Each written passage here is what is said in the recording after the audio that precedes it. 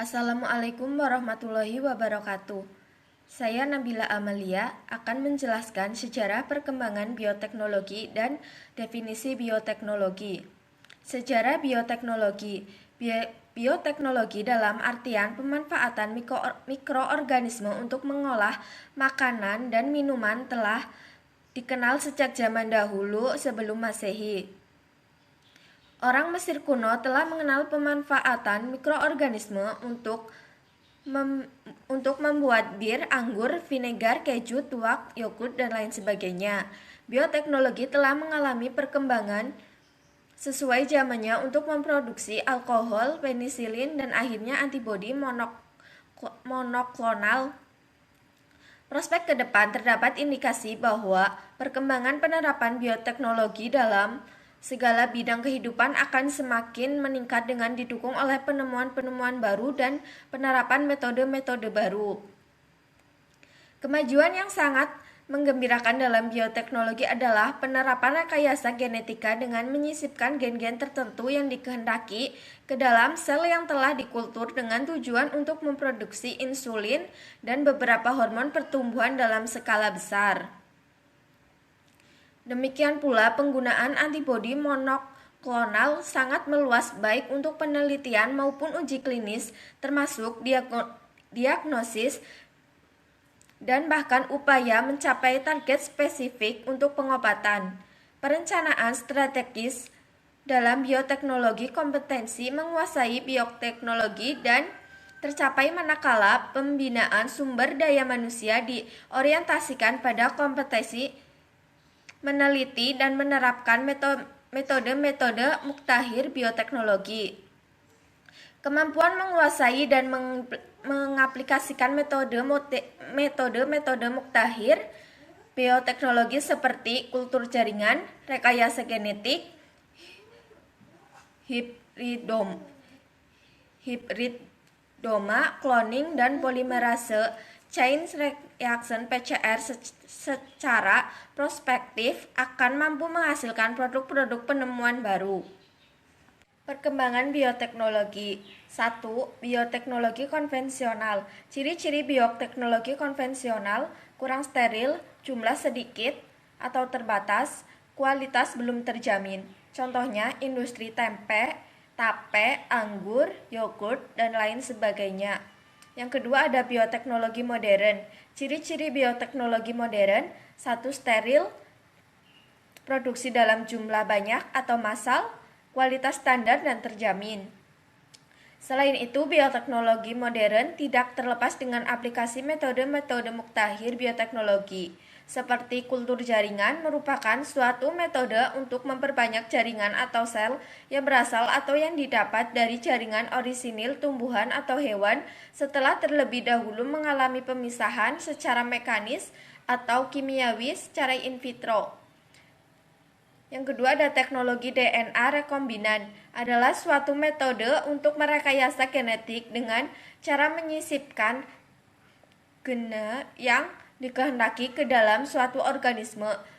Transgenik adalah suatu metode untuk rekayasa protein. Definisi bioteknologi. Bioteknologi berasal dari istilah Latin yaitu bio artinya hidup, teknos artinya teknologi atau penerapan, dan logos artinya ilmu. Jadi, bioteknologi artinya ilmu yang mempelajari penerapan prinsip-prinsip bioteknologi.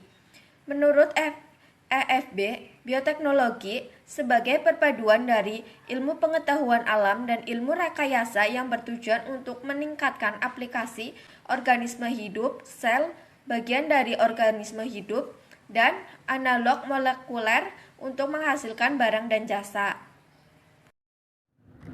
Yang ketiga itu bidang industri. Penerapan bioteknologi konvensional di bidang industri diantaranya adalah teknik bioremediasi, yaitu suatu proses pengelolaan limbah yang mengandung zat-zat yang berbahaya. Contohnya itu logam berat menjadi limbah yang kurang berbahaya. Yang keempat itu bidang pengobatan. Beberapa contoh bioteknologi tradisional di bidang pengobatan itu misalnya antibiotik penisilin yang digunakan untuk pengobatan, terus isolasi dari bakteri dan jamur, dan vaksin yang merupakan mikroorganisme yang toksinnya telah dimatikan bermanfaat untuk meningkatkan imunitas.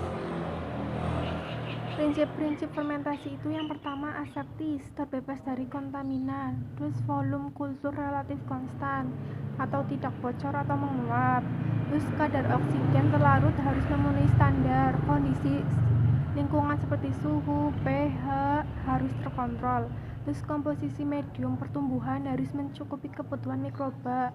Penyiapan inokulum harus murni. Sistem fermentasinya itu prinsip kultivasi mikroba dalam sistem cair. Prinsip-prinsip fermentasi terbagi menjadi 17 prinsip. Yang pertama yaitu aspetis. Aspetis atau bebas dari kontaminasi. Yang kedua yaitu volume kultur relatif konstan atau tidak bocor atau menguap. 3. Kadar oksigen terlarut harus memenuhi standar. Yang keempat, kondisi lingkungan seperti suhu, pH harus terkontrol. Yang kelima, komposisi medium pertumbuhan harus mencangkup kebutuhan mikroba. Sedangkan yang nomor 6, menyiapkan inokulum harus murni. Yang ketujuh, sifat fermentasi. Yang kedelapan, prinsip kultivasi mikroba dalam sistem cair.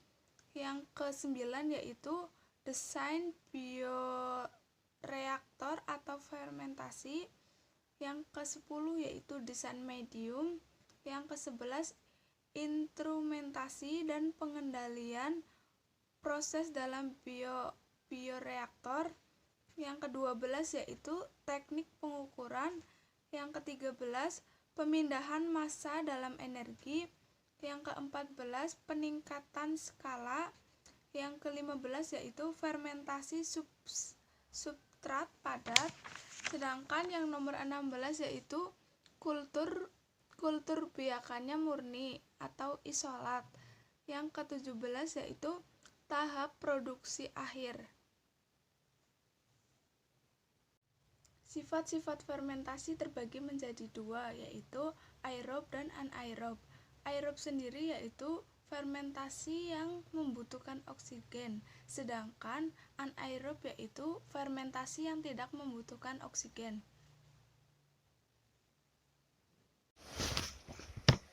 Teknologi medium.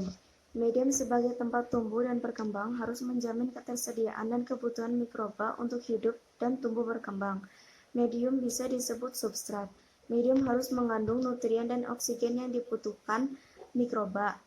Mikroba berada dalam medium yang mengandung nutrien sebagai substrat untuk tumbuh dan berkembang, dicampur dengan produk yang dihasilkan termasuk limbah. Medium kebanyakan dari tumbuhan dan sedikit dari produk hewani. Teknologi medium sebagai tempat tumbuh dan berkembang harus menjamin ketersediaan dan kebutuhan mikroba untuk hidup dan berkembang. Desain fermenter atau bioreaktor. Istilah fermenter digunakan untuk tempat berlangsungnya proses fermentasi. Pada prinsipnya, fermenter harus menjamin pertumbuhan mikroba dan produk dari mikroba di dalam fermenter. Semua bagian di dalam fermenter pada kondisi yang sama dan semua nutrien termasuk oksigen harus tersedia merata pada setiap bagian dalam fermenter dan produk limbah seperti panas, CO2, dan metabolit harus dapat dikeluarkan.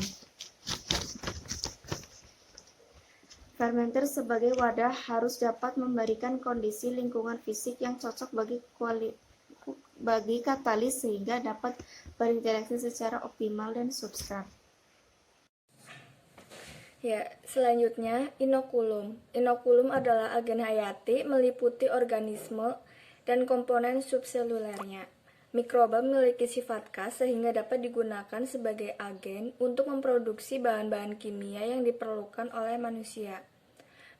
Mikroba memiliki kemampuan mensistensi sebagai senyawa di alam dan juga dapat menghasilkan berbagai jenis enzim yang dapat dimanfaatkan dalam industri pengolahan makanan, bahan kimia, dan bahan farmasi. Produk-produk bioteknologi fermentasi yang pertama, bir atau minuman beralkohol, sari buah atau gula diberi Saccharomyces cerevisiae, kemudian diinkubasi dan didapatkan minuman beralkohol. Kedua, yogurt diproduksi dengan cara memfermentasi air susu dengan bakteri, bukan kamir. Ketiga, keju. Berbagai jenis bakteri dapat digunakan untuk memfermentasi susu menjadi keju, tergantung jenis keju yang dihasilkan. Biasanya digunakan spesies Streptococcus thermophilus. Yang keempat, VCO, santan kelapa bagian kanil. Diberikan inokulum, dieramkan beberapa hari, kemudian didapatkan minyak kelapa murni. Yang kelima, nata de coco atau air kelapa, nata de pina, nanas, papan de soya, limbah tahu yang kaya serat dan baik untuk sumber makanan serat tinggi. Yang keenam, protein sel tunggal biomasa, yaitu mikroorganisme selain berperan dalam fermentasi juga sebagai penghasil protein yang disebut single cell protein. Selain mengandung protein juga mengandung karbohidrat, lemak, vitamin, dan mineral. Yang ketujuh, produksi antibiotik seperti streptomycin oleh Streptomyces penicillin oleh Penicillium notatum.